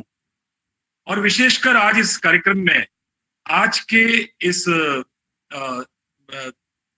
आयोजन में जो महानुभाव आए मुख्य वक्ता के रूप में, आदरणीय प्रोफेसर संतोष शुक्ल जी और आदरणीय प्रोफेसर सत्यप्रकाश दुबे जी ने अपनी जो बात रखी, मैं आपका भी अभिवादन करता हूं, अभिनंदन देता हूं, आपको भी शुभकामनाएं देता हूं। समय की मर्यादा को ध्यान में रखते हुए मैं बहुत संक्षेप में अपनी बात कहूंगा। विशेषकर तो यही कि पिछले 1 साल से मैं अनुभव कर रहा हूं कि विश्वविद्यालय में विविध अकादमिक और छात्रों के सर्वांगीण विकास के लिए जो कार्यक्रम हो रहे हैं, उसमें महानुभाव का, परम सम्माननीय माननीय कुलपति जी का जो मार्गदर्शन और नेतृत्व प्राप्त हुआ है, अपने आप में काबिले तारीफ है। मैंने खुद ने अनुभव किया है, नजदीक से देखा है कार्यक्रम किस तरह के हो रहे हैं, किस प्रकार से हो रहा है, आयोजन किस तरह से हो रहा है, मैंने अनुभव किया और उसको ध्यान में रखकर मैं ऑन रिकॉर्ड ये बात कह रहा हूं कि विश्वविद्यालय में प्रभावी शासन और प्रभावी नेतृत्व का अनुभव हम सब लोग कर रहे हैं। और मैं, मेरी 2, 3, 4, 5 मिनट की जो बात करनी है उसमें इसी विषय को लेकर कि हमारे सामने एक उदाहरण है। राष्ट्रीय शिक्षा नीति की जब हम बात करते हैं, बहुत सारे मुद्दे, विषय उसमें लिए गए हैं, प्राथमिक से लेकर उच्च शिक्षा तक, और आज भी महानुभावों ने अपने विचार प्रस्तुत किए। मैं पुनरावृत्ति न करके प्रभावी शासन और प्रभावी नेतृत्व, क्योंकि हमारे सामने यह दिख रहा है, उसी बात को लेकर कुछ अपने तरफ से कुछ बातें रखना चाहता हूं। नई राष्ट्रीय शिक्षा नीति 2020 में इस विषय में प्रभावी शासन की बात और नेतृत्व की बात बहुत अच्छे ढंग से कही गई है, प्रभावी ढंग से कही गई है। प्रभावशाली शासन व्यवस्था की बार बार बात आई है। गुड गवर्नेंस की हमेशा हम लोग बात करते हैं, और गुड गवर्नेंस जब होगा, गुड गवर्नेंस या प्रभावशाली शासन व्यवस्था तब होगी जब सफल नेतृत्व उस विश्वविद्यालय को, उस महाविद्यालय को, उस शिक्षा संस्थान को प्राप्त हो रहा है। और हमारे सामने एक ऐसा उत्कृष्ट उदाहरण भी इस विश्वविद्यालय के रूप में है। गुड गवर्नेंस की जब बात आती है तो हम कहते हैं ये क्या है गुड गवर्नेंस, प्रभावी शासन व्यवस्था क्या है। तो मैं इतने समय से उच्च शिक्षा विभाग में कार्य कर रहा हूं, विश्वविद्यालयों में कार्य करने का अवसर प्राप्त हुआ शिक्षक के रूप में, अध्यापक के रूप में, और अकादमिक व्यवस्थापन की जहां बात आती है, एडमिनिस्ट्रेशन की बात आती है, शासन की बात आती है, प्रशासन की बात आती है, मैं भी एक कार्यकर्ता के रूप में इसमें जुड़ा हुआ हूं, तो हमारे केंद्र में है हमारे अधिनियम, हमारे परिनियम, अध्यादेश, विनियम, जिसको हम कहते हैं एक्ट हो, स्टेट्यूट्स हो, ऑर्डिनेंसेस हो, रूल्स रेगुलेशंस हो, और साथ ही यूजीसी की बात है, साथ ही एमएचआरडी की बात है, राज्य प्रशासन की बात है, राजभवन से सम्माननीय कुलाधिपति जी के जो दिशा निर्देश हमें प्राप्त होते हैं, इन सब बातों को मध्य नजर रखकर, केंद्र में रखकर, जिसे हम कह सकते हैं कि यह हमारा दायरा है, इस दायरे में हमें गुड गवर्नेंस की बात करनी है। इस दायरे में रहकर और इन नियमों, परिनियमों, अधिनियमों से मार्गदर्शन प्राप्त कर हमें अपना कार्य अच्छे ढंग से, अच्छे नेतृत्व में, कुशल प्रशासन, कुशल प्रशासक के नेतृत्व में हमें यह कार्य करना रहता है। मैं साथ ही एक और बात जोड़ देता हूं कि गुड गवर्नेंस की बात, प्रभावी शासन की बात, अच्छे नेतृत्व की बात जब हम करते हैं, तब हम केंद्र में हमारी कुछ बातें भी रखते हैं। हम बात करते हैं हमारे उद्देश्यों की पूर्ति। हमारे उद्देश्य क्या है, हमें क्या प्राप्त करना है, हम किसके लिए कार्य कर रहे हैं, हम यह कार्य क्यों कर रहे हैं, हमारे केंद्र में कौन है, हमारा छात्र है, हमारा उत्तरदायित्व क्या है, what I am suppose to do, मुझे क्या करना है, मेरा क्या कार्य है। इन बातों को हमें ध्यान में रखना रहा। हमारे लक्ष्य क्या है, हमारे टारगेट्स 1 2 3 4 5, ये हमारे टारगेट्स हैं। हमें इस साल यह प्राप्त करना है, अचीव करना है, अटेन करना है, इसकी प्राप्ति करनी है, इस लक्ष्य को प्राप्त करना है। हमारे उद्देश्यों की, हम संस्कृत विश्वविद्यालय में कार्य कर रहे हैं, संस्कृत का प्रचार प्रसार, शास्त्र रक्षण की बात, समाज उपयोगी कार्य, राष्ट्र निर्माण की बात, योग्य नागरिक निर्माण की बात, उत्कृष्ट शिक्षक निर्माण की बात हमारे सामने है। हमारे उद्देश्य, हमारे टारगेट्स, हमें क्या करना हमारे सामने है, और हमारे पास में हमारे नियम, कानून, कायदे, सब चीजें हमारे सामने, उसको ध्यान में रखकर हमें अपना कार्य करना है। हमारे छात्रों की अपेक्षाएं विश्वविद्यालय से क्या है, समाज की विश्वविद्यालय से अपेक्षा क्या है, हमें क्या करना चाहिए। सहज भाव से हम कहते हैं कि मूल्यनिष्ठ शिक्षण की हम बात करते हैं, तो मूल्यनिष्ठ शिक्षण या चरित्र निर्माण हम लोग सब जानते हैं कि कौन सी बातें। आज समय ऐसा है कि छात्रों को हमें मूल्यनिष्ठ शिक्षण की बात हमें करनी पड़ती। आदर्श क्या है, डिसिप्लिन क्या है, शिस्त क्या है, अनुशासन क्या है, इंटीग्रिटी, ऑनेस्टी, सिंसियरिटी, डेडिकेशन क्या है, हमें उन छात्रों को यह बताना पड़ता है, इंगित करना पड़ता है, दिशा निर्देश हमें देने पड़ते हैं, उन्हें पथ पर, हर जगह, हर स्टेप पर उनका हमें मार्गदर्शन करना चाहिए। समय ऐसा था कि जब हमारे सामने उदाहरण हुआ करते थे, पढ़ाने की जरूरत नहीं पड़ती थी, डिसिप्लिन अपने आप स्वयं, जिसे कहते हैं स्वयंभू, हमारे गुरुजनों से, हमारे माता पिता से, समाज के प्रतिष्ठित लोगों से, हमारे मार्गदर्शकों से हमें प्राप्त होता था। पर आज हमें कहीं ना कहीं हमारे छात्रों को यह बातें बतानी भी पड़ेगी। मैं बात कर रहा हूं प्रभावी शासन की, मैं बात कर रहा हूं नेतृत्व की। किसी भी ऑर्गेनाइजेशन के लिए, किसी भी विश्वविद्यालय के लिए, किसी भी महाविद्यालय के लिए, किसी भी शिक्षा संस्थान के लिए इन सब बातों की हमें जरूरत रहती है। खासकर इंडिविजुअल व्यक्ति की बात, मेरा कर्तव्य, मेरी जिम्मेदारी, मेरी ड्यूटी, मेरी रिस्पॉन्सिबिलिटी, मुझे क्या करना। कई बार हम लोग क्या करते हैं, अन्य विश्वविद्यालय क्या कर रहे हैं, अन्य अध्यापक क्या कर रहे हैं, वो कितना पढ़ाते हैं, वो कैसे पढ़ाते हैं, वो क्या कर रहे हैं, हम उनकी तरह करेंगे। हमें उदाहरण लेना है, कौन सबसे उत्कृष्ट कार्य कर रहा है, हम उनकी तरह कार्य, हम तुलना करें, हम उदाहरण लें, हम किसी को फॉलो करें जो अच्छे लोग, जो आदर्श है। मेरी रिस्पॉन्सिबिलिटी, मेरी जिम्मेदारी क्या, मेरी ड्यूटी, मेरा कर्तव्य क्या, क्योंकि मुझे मेरे विश्वविद्यालय के द्वारा जो सौंपा गया कार्य, मैं तो इसको इसी तरह से कहूंगा, कि भगवान के द्वारा सौंपा हुआ कार्य है। हम सब लोग कितने भाग्यशाली कि हमें यह कार्य करने का सौभाग्य प्राप्त हुआ है, किसी की तुलना करने के लिए नहीं। भाई मैं ये मानता हूं कि हमारा जो समय निर्धारित है, हमारी जो मर्यादा है, हमारा जो फ्रेमवर्क है, सुबह इतने बजे से लेकर शाम को इतने बजे तक हमें कार्य करना है, यह तो हमारी ड्यूटी हुई। We are paid for that. हम कुछ अर्जित कर रहे हैं, हम कुछ प्राप्त कर रहे हैं। मैं तो ये कहता हूं कि हमारे कर्तव्य तो तब शुरू होते हैं, रिस्पॉन्सिबिलिटी हमारी तब शुरू होती है जब हम हमारे विश्वविद्यालय के, महाविद्यालय के, हमारी शिक्षा संस्थान के समय के पहले कुछ कार्य करते हैं, समय पूरा होने के बाद में समाज उपयोगी कोई कार्य करते हैं, शनिवार रविवार या अन्य कोई छुट्टी के दौरान हम कोई कार्य करते हैं समाज के लिए, उसे मैं तो अपने कर्तव्य की बात कहूंगा कि यह कुछ मैंने मेरे समाज के लिए कुछ किया।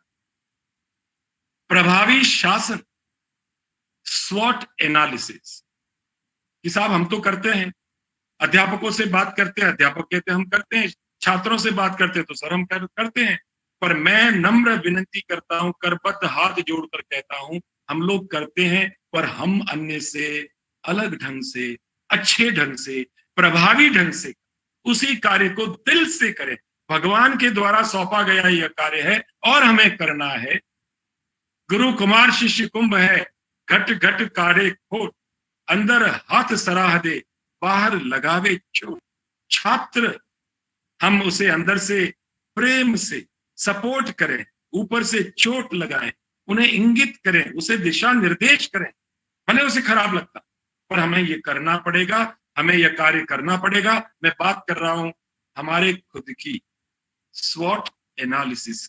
जब हम कोई भी अच्छा कार्य करने जाते हैं, जब हमें कोई उत्कृष्ट कार्य करना है, मैंने बात की हमारे नियम परिनियम की, act, statutes, ordinances, rules and regulations की बात की, दिशा निर्देश की बात की, यूजीसी क्या कहता है, एमएचआरडी क्या कहता है, हमारा राज्य प्रशासन क्या कहता है, हमारे माननीय सम्माननीय कुलाधिपति जी के दिशा निर्देश वह क्या कहते हैं। उन सब की बातों को ध्यान में रखते हुए हमें अपने कार्य करने हैं। मैं बात कर रहा था स्वॉट एनालिसिस की। स्वॉट एनालिसिस में मैं क्या कर सकता हूं, हम क्या कर सकते हैं, मेरा विश्वविद्यालय, हम साथ मिलकर हम क्या कर सकते हैं, हमारी स्ट्रेंथ क्या है, हमारी वीकनेस क्या है, हमारे पास में क्या अपॉर्चुनिटीज। महर्षि पाणिनि संस्कृत एवं वैदिक विश्वविद्यालय के पास में स्ट्रेंथ कौन सी है, हम क्या कर सकते हैं। नॉट नेसेसरी, हर बात में जरूरी नहीं कि हर कार्य यह विश्वविद्यालय, सब कार्य जितना भी संस्कृत में है, सब कार्य यहां पर हो, ऐसा जरूरी नहीं है। हमारी स्ट्रेंथ क्या है, हमें देखना रहा, हम कौन सा कार्य अच्छे ढंग से कर सकते हैं। हमारी वीकनेस, बुरा जो देखन मैं चला, बुरा न मिलिया कोई, जो दिल खोजा अपना मुझसा बुरा न। हमारे में वीकनेस होती है, कमियां होती है, कई बार हमें ग्रांट्स की कमी रहती है, कई बार हमारे पास में मैन पावर की बात कर रहा हूं, एचआरडी की बात कर रहा हूं, ह्यूमन रिसोर्स की बात कर रहा हूं, कई बार होता है, कमी होती है। हम सब कार्य हर समय एक साथ नहीं कर सकते। हमें स्वॉट एनालिसिस, स्ट्रेंथ, वीकनेस, अपॉर्चुनिटीज और थ्रेट क्या है, हमें देखना रहा। हमें इसके लिए बिल्कुल बैठकर कि भाई एक बार हमारा नेक, हमें कोई ना कोई एसेस करेगा, हमें कोई जज करेगा। हमने तैयारी कर दी, हम कर रहे हैं, पर दूसरे संस्थान, दूसरे ऑर्गेनाइजेशन, दूसरे लोग, बाहर के लोग हमें किस तरह से देखें, हमें उसकी तैयारी करनी। और अंत में मैं यही कहना चाहूंगा कि इस दायरे की जो बात की है मैंने, कार्य करने की पद्धति की जो बात की है, उसमें यदि विश्वविद्यालय अपने कार्यों को, कि भी कौन से कार्य को हमें सुदृढ़ बनाना है या किस तरफ हमें ध्यान देना है, तो मैं मेरी तरफ से कहूंगा कि हमारा गुड गवर्नेंस उसी समय कहलाएगा जब हमारा अकादमिक स्ट्रेंथ, हमारी कि भी हम अकादमिक के लिए, शिक्षा के लिए, यह क्षेत्र हमारा प्रभावशाली होना चाहिए। इसमें हमें उत्कृष्ट कार्य करने का है। दूसरा हमारा क्षेत्र है वित्त का। हमारे पास में जितनी वित्त की आर्थिक हमारी स्ट्रेंथ है, उसका उपयोग अच्छे ढंग से करना। मानव संसाधन हमारे पास में कितना है, मैं बात कर रहा हूं हमारे प्रभावी शासन की बात कर रहा हूं, प्रभावी शासन और प्रभावी नेतृत्व की बात कर रहा हूं। प्रभावी नेतृत्व हमेशा इन सब बातों को ध्यान में रखेगा ही कि भाई हमें अकादमिक में आगे बढ़ना है, हमारा छात्र उत्कृष्ट होना चाहिए। प्रभावी नेतृत्व हमेशा ध्यान रखेगा वित्त की हमारे पास में कितना वित्त है, कितनी आर्थिक हमारे पास में सुविधाएं हैं, उसका हम किस तरह से उपयोग करें। उसके बाद में मानव संसाधन की बात, कितने अध्यापक हैं, कितने कर्मचारी हैं, कितने एडमिनिस्ट्रेशन के अधिकारी हैं, उनको ध्यान में रखकर हम हमारा प्रशासनिक कार्य, हमारा दायरा बढ़ाएं हम या कम करें। छात्रों के सर्वांगीण विकास की प्रवृत्तियां, मैं ये समझता हूं कि अकादमिक कार्य में और छात्रों के सर्वांगीण विकास की जो प्रवृत्तियां हैं, एक्टिविटीज है, उसमें हम कहीं भी कॉम्प्रोमाइज ना करें। छात्र हमारे केंद्र में है, हमारा छात्र उत्कृष्ट होना चाहिए। छात्र उत्कृष्ट, आदर्श छात्र, आइडियल सिटीजन की हम बात करते हैं, उत्कृष्ट परिवार की बात करते हैं, उत्कृष्ट समाज की बात करते हैं, तो मैं समझता हूं कि राष्ट्र निर्माण स्वतः होगा। माननीय वक्ताओं ने जो बात कही थी, भारत पुनः विश्व गुरु बनेगा, हम इसकी संकल्पना करते हैं। हमारे विश्वविद्यालय के, हमारे किसी महाविद्यालय के, हमारी किसी प्राथमिक शाला के उस टेबल कुर्सी पर बैठे हुए छात्र से, यह छात्र जो है, यह हमारा राष्ट्र निर्माण की जो बात है, स्वतः करने की बात है, राष्ट्र विश्व गुरु की जो बात है, इस छात्र के द्वारा ही यह निश्चित है, होना निश्चित है। इसके साथ में विश्वविद्यालय में रिसर्च की बात, कितने शोध, आपने टारगेट निश्चित किया कि इस साल हम लोग इतने रिसर्च प्रोग्राम्स करेंगे, इतना कार्य करेंगे, शोध में इतना कार्य करेंगे। आप करते हैं तो समझ लीजिए कि आपका प्रभावी प्रशासन है, प्रभावी नेतृत्व है।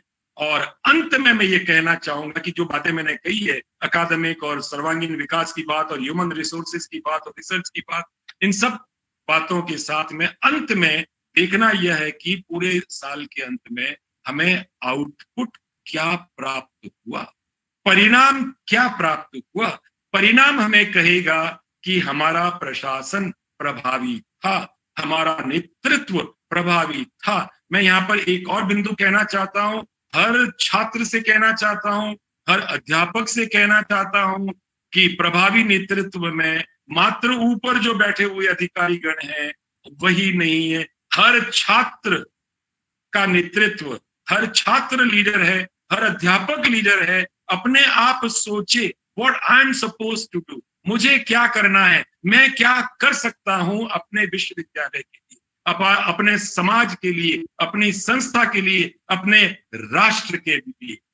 मैं अंत में यही कहूंगा कि हमारे उद्देश्य और हमारे उद्देश्य की पूर्ति, हमारे टारगेट्स और हमारे उन टारगेट्स को हम अचीव करते हैं, प्राप्त करते हैं, आउटपुट हमें प्राप्त होता है, परिणाम हमें प्राप्त होता है, इच्छित परिणाम हमें प्राप्त होता है, तो समझ लीजिए कि प्रभावी प्रशासन है और प्रभावी नेतृत्व है। इस कार्यक्रम के आयोजन के लिए पुनः मैं आयोजकों को बहुत बहुत अभिनंदन देता हूं, और पूरे सप्ताह और पूरे वर्ष आप लोगों ने जो कार्यक्रम किए हैं, इसके लिए मार्गदर्शन और सफल नेतृत्व माननीय कुलपति जी के द्वारा प्राप्त हुआ है। मैं आपका अभिवादन करता हूं, अभिनंदन देता हूं, और भविष्य में भी इस तरह के कार्यक्रम विश्वविद्यालय द्वारा आयोजित होते रहेंगे। छात्र निर्माण की बात, राष्ट्र निर्माण की बात, यहाँ पर हर समय वाइब्रेंसी जिसको हम कहते हैं, ऊर्जा हमें यहाँ पर अनुभव होती रहे। भगवान से प्रार्थना करता हूं आप सबकी संकल्पनाएं पूर्ण हो। मुझे अवसर प्रदान किया उसके लिए बहुत बहुत धन्यवाद।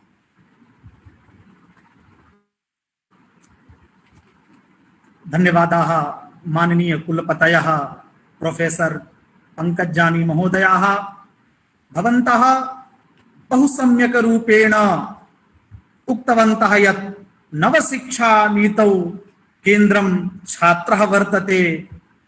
अस्माभिः योग्य नागरिक निर्माणस्य कार्याणि अवश्यमेव करणीयम्। एवं च समाजस्य विश्वविद्यालयेन का अपेक्षा वर्तते, आदर्शाः के अनुशासनं किम् इत्यादि बहुविचारं भवन्तः प्रकटीकृतवन्तः।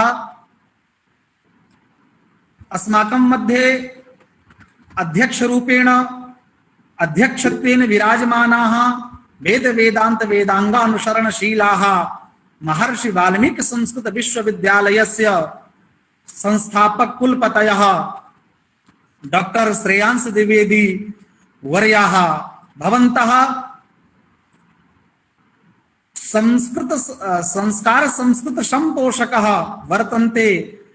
भवन्तः अनवरतरूपेण विश्वविद्यालये कार्यं निरन्तर कार्यक्रमं कुर्वन्ति। एवं च पुनरेकवारम् अहं तं प्रणम्य निवेदयामि ते अध्यक्षीय भाषणेन अस्मान् अनुगृह्णन्तु। सदाशिवसमारम्भां शङ्कराचार्यमध्यमाम्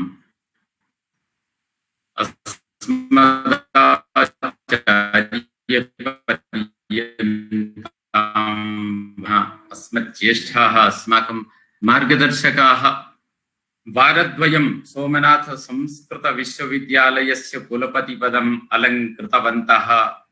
साम्प्रतं महाकाल नगर्याम् उज्जयिन्यां संस्कृत विश्वविद्यालयस्य कुलपतिपदम् अलङ्कुर्वन्तः श्रीमन्तः धीमन्तः पंकज जानी जी महोदयाः, प्रोफेसर पंकज जानी जी महोदयाः अस्माकम् अस्मिन् साप्ताहिकी कार्यशालायाम् अस्यां कार्यशालायाम् अमूल्यं समयं प्रदाय मुख्यातिथित्वं स्वीकृत्य अस्मान् अलङ्कृतवन्तः। अतः तेषां हार्दम् अभिनन्दनं। तेषां वक्तव्यं स्वभावप्रभावस्य सम्मिश्रितम् उत्साहपूर्णम् अस्माकं पाथेयभूतं च उद्बोधनं तैः दत्तम। उनके द्वारा जो स्नेह इस विश्वविद्यालय के लिए कुछ ऊर्जा, वो अपने ऊर्जा वाले वक्तव्य के माध्यम से इस विश्वविद्यालय को, हमारे सभी विश्वविद्यालय परिवार को आपने जो ऊर्जा प्रदान की है, जो एक कार्य करने के लिए जो प्रेरित किया है, जो नियम अधिनियम परिनियम उपनियम और एक अपना जो एक मानव नियम है, मानव धर्म है, जो कर्तव्य परायणता की ओर जो आपने इंगित किया है, इसके लिए आपने जो इतना अद्भुत उद्बोधन दे करके हमें कुछ करने के लिए एक तरह से आपके जो वाक्य, आपका जो उद्बोधन, मुख्यातिथित्व का उद्बोधन तो वैसा ही हुआ जैसा मैं समझता हूँ एक स्वामी विवेकानंद जी का जो है ना, उत्तिष्ठत जागृत प्राप्य वरान्य बोधतो, हमारे विश्वविद्यालय परिवार को इसी प्रकार से संलग्न रहने के लिए जो आपने एक प्रेरणा दी है, इसको हम जरूर एक महामंत्र मान करके हमारा ये विश्वविद्यालय परिवार आगे बढ़ता रहेगा। इसी प्रकार से हमारे साथ जो हमारे चिरपरिचित सुपरिचित अनुजतल्प अनुजकल्प संकायाध्यक्ष जवाहरलाल नेहरू विश्वविद्यालय के बहुत ही प्रभावी और जो आज एक संस्कृत जगत में और शिक्षा जगत में, शिक्षा संस्कृत से अलग नहीं हो सकती है, संस्कृत से शिक्षा अलग नहीं हो सकती है। तो ऐसी विद्या अर्थात विद्या के लिए रोजगार की बात कोई बहुत बड़ी बात नहीं है, इसीलिए पाणिनि ने विद धातु विद्री लाभे भी पढ़ी। तो विद्री लाभे भी है, तो विद्या जहाँ है वहां लाभ ही है, रोजगार ही है। ऐसी हमारी जो लाभ से ओतप्रोत करने वाली जो हमारी भारत सरकार के द्वारा माननीय प्रधानमंत्री जी, यशस्वी प्रधानमंत्री जी के नेतृत्व में कस्तूरी रंगन जी के द्वारा जो एक हम एक नियम कहिए, अधिनियम कहिए, परिनियम कहिए हमारे मुख्यातिथि के शब्दों में, तो उन नियमों का, अधिनियमों का एक एक अंश हमारे प्रोफेसर संतोष कुमार शुक्ल जी ने छुआ, टच किया और उनका बहुत ही अच्छा विस्तृत विशद वर्णन जो होना चाहिए एक आज के दिन की, आज की इस गोष्ठी के षष्ठ दिवस, छठा जो है ना, षडैश्वर्य संपन्न दिवस अपना गोष्ठी का हमारे शुक्ल जी के वक्तव्य के द्वारा हुआ है। और इसी प्रकार से जो एक अधिदैव और अधिभूत के माध्यम से जो हमारे सत्य प्रकाश दुबे जी के माध्यम से भी इस ये जो हमारे त्रिमूर्तियों के द्वारा इनके जो वक्तव्य हैं वस्तुतः इस राष्ट्रीय शिक्षा नीति के परिचिंतन को एक मूर्त रूप प्रदान करने में क्रमशः बिंदुशः एक एक बात पर चिंतन करते हुए आप सबने अपने उद्बोधन दिए हैं। और बहुत ही अच्छा ये कार्यशाला का उद्देश्य यही था कि संस्कृत विश्वविद्यालय है, संस्कृतस्य चिंतनम भवेत्, भाषायाः परिचिंतनम भवेत्, परम समग्रतया, यतोहि समेषां विषयाणां यदि अस्माकं वैश्विकं चिंतनं चलति चेत् तत्र अस्माकं या शिक्षा नीतिः 2020 तस्य सम्यक् परिचिन्तनम् अस्माकं विश्वविद्यालयस्य कार्यशालायां भवेत्। अतः अद्य षष्ठः दिवसः, तो षष्ठः दिवसः ऐश्वर्य संपन्नः अस्माकं दिवसः। अस्याः कार्यशालायाः महत्त्वं वर्धते तराम् भवतां समेषाम् उद्बोधनेन।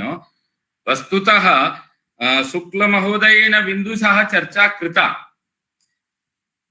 तथापि उक्तं यत् बहव्यः भाषाः विलुप्ताः इति यूनेस्को बोधयति। अस्माकं तु तत्र चिन्तनमेव नास्ति। भाषाणां संरक्षणे भारतं कः बोधयति, कः कथयति? तो यूनेस्को ने 197 भारतीय भाषाओं को लुप्त प्राय घोषित किया है। विभिन्न भाषाएं लुप्त होने के कगार पे हैं, विशेषतः वे भाषाएं लुप्त होने के कगार पे हैं जिनकी कोई अपनी लिपि नहीं है। जब किसी समुदाय या जनजाति के उस भाषा को बोलने वाले वरिष्ठ सदस्य की मृत्यु होती है तो अक्सर वह भाषा भी उनके साथ ही समाप्त हो जाती है। और प्रायः इन समृद्ध भाषाओं संस्कृति की अभिव्यक्तियों को संरक्षित या उन्हें रिकॉर्ड करने के लिए कोई